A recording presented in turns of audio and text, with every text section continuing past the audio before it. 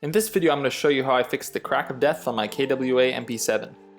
I'm going to start by removing the rails, the internals, and stripping the gun down to just the frame. Using 70% rubbing alcohol, I wipe down the frame and broken piece to remove any dirt or oil. I'm using 100% acetone as a bonding agent. The frame is made from ABS plastic, and acetone acts as a solvent that will bond the parts back together. I brushed acetone on both sides of the crack and applied pressure to weld them together. I brushed more acetone inside and out, saturating the crack until the gap was gone. Since I'm going to be removing material from inside the frame, I wanted to reinforce the bond by painting on some ABS glue. This will be sanded and removed later. I used a 22 gauge welding sheet and cut out two L-shaped brackets. These are going to be glued above the stock rail guides on the inside of the frame. I sanded down the inside of the frame near the top receiver pins and removed enough material to match the thickness of the sheet metal. I then removed more material from further inside the frame.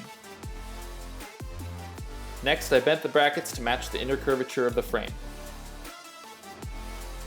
Once I was happy with the fitment, I beveled off the tips of the L sections so they don't scratch the stock rails when opening or collapsing the stock.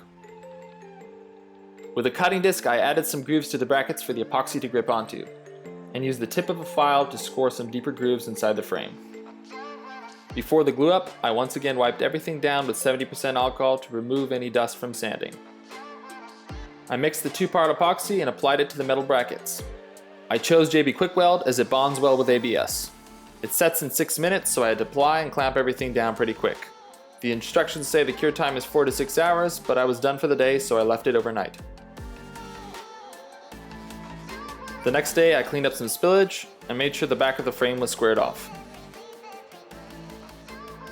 I didn't want to remove too much material from the frame as I knew there was a fair amount of metal on the rear receiver cover to work with. Using a cutting disc and a file, I started to remove material from both sides until I had a tight fit.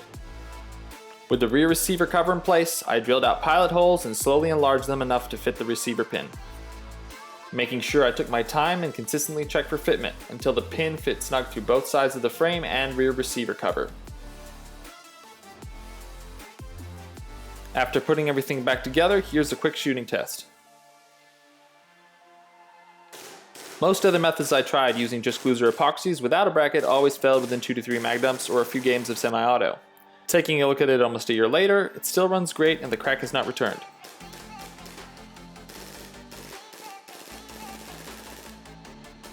Here's a look at my second MP7 and the first one I did this mod on. This one was cracked in several pieces with a few missing that I had to fill in with some ABS glue.